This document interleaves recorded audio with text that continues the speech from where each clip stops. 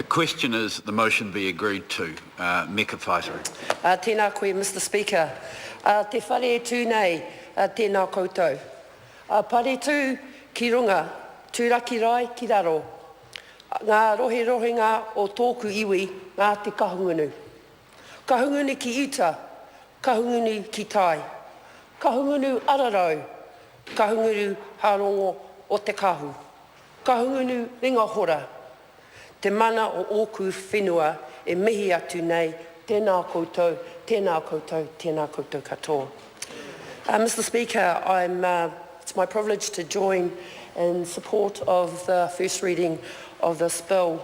Can I first acknowledge oku raurangatira o te haukainga, ko tai mai, haere mai, nau mai, piki mai ki tātou whare. He mihi maioha, he mihi mahana kia koutou katoa. Mr Speaker, I have to be on my best behaviour because I've got some kaumātua sitting up in the gallery, and I do welcome them sincerely here to the first reading of this important bill. And like the former Speaker, the Honourable Tudoro, I want to ensure that this bill goes through speedily to Select Committee. I too want to stand in support of something that makes absolute sense, where our people from home can assert their mana whenua, their tino rangatira tanga status, particularly when it comes to local government. So I do want to acknowledge my wholehearted support for this bill. But Mr Speaker, can I pause just a wee bit to acknowledge the mihi that's gone out this morning for those that have lost dear ones. I too want to acknowledge the passing of Eru Thompson. I actually interviewed Eru for a job in Tainui many years ago, so I do have fond memories, so I farewell him in his journey, and my mihi goes to his whānau as well. But Mr Speaker, looking up in the gallery of my people from home, I see my Uncle Bevan and I think of my Auntie Nori Taylor. And I want to acknowledge you, Uncle, for being here, and particularly want to acknowledge the passing of Auntie Nori, who was a stellar of not only our marae Kōpātiki, but through all the work she did in Kahungunu on behalf of our people. So mihi kawana ki a koe ki a koutou katoa.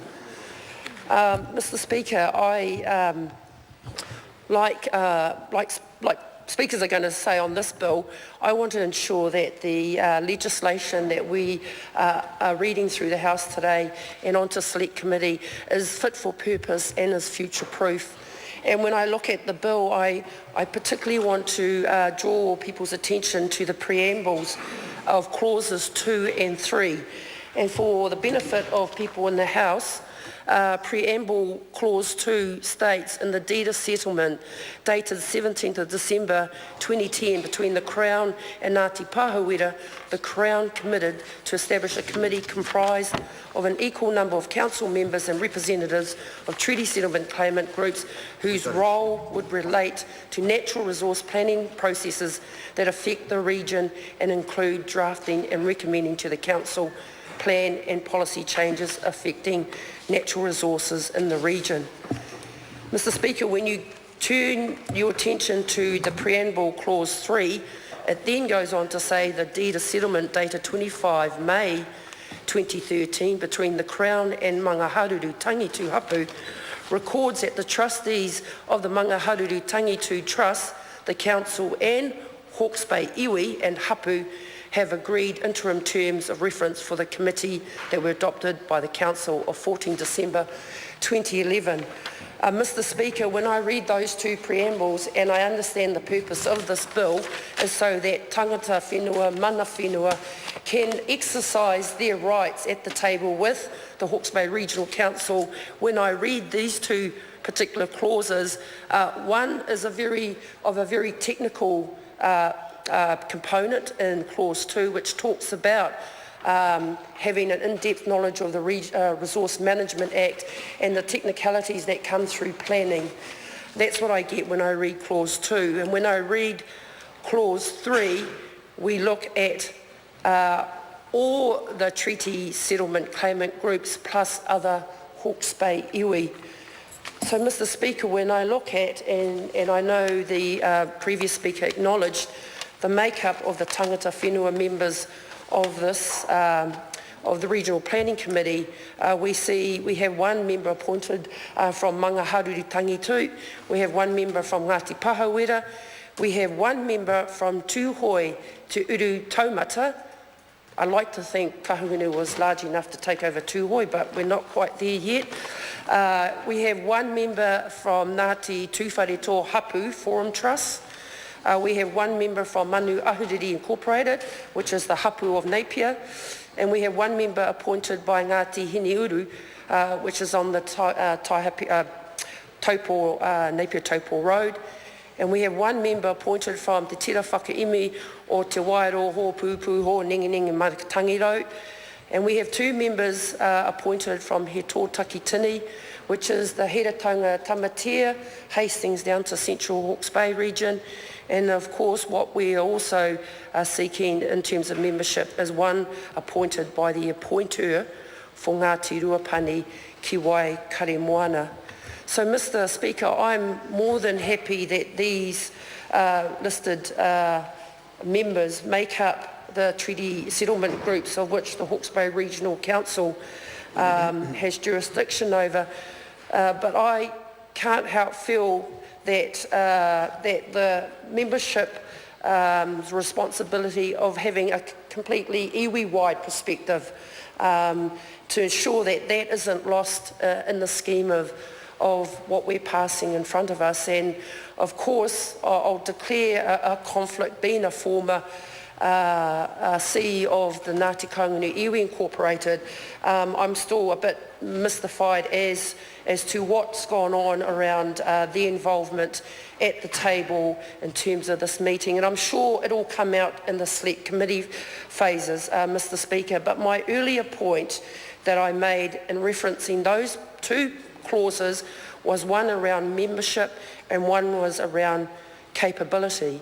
And Mr. Speaker, what I want to share with the House is a report that I've received of the Environment and Natural Resources Unit of Ngāti Kahungunu Iwi Incorporated, and the breadth and cover of a two-person unit in terms of both the resourcing matters back in the Kahungunu Rohe, like I said, from Paretu down to Tūraki Rai, that their expertise and I guess their knowledge of dealing both at an RMA level and at an iwi-wide perspective is lost in terms of the membership of this particular grouping that we are passing through in this bill.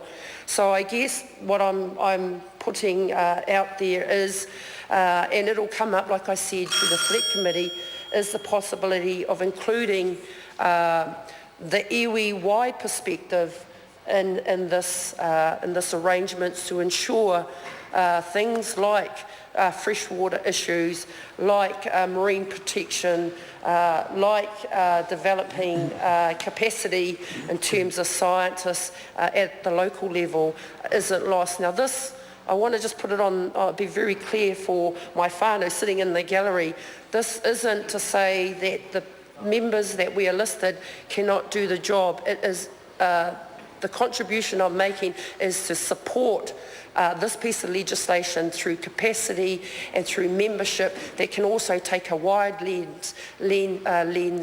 wide view lens on what is going to be really critical issues currently facing our people back home in Kahungunu Hawke's Bay when it comes to fresh water, when it comes to oil drilling, when it comes to marine and aqua farming. We need to be able to apply all our skills and capability to the fore. And so, Mr. Speaker, it is my pleasure to stand and support this bill.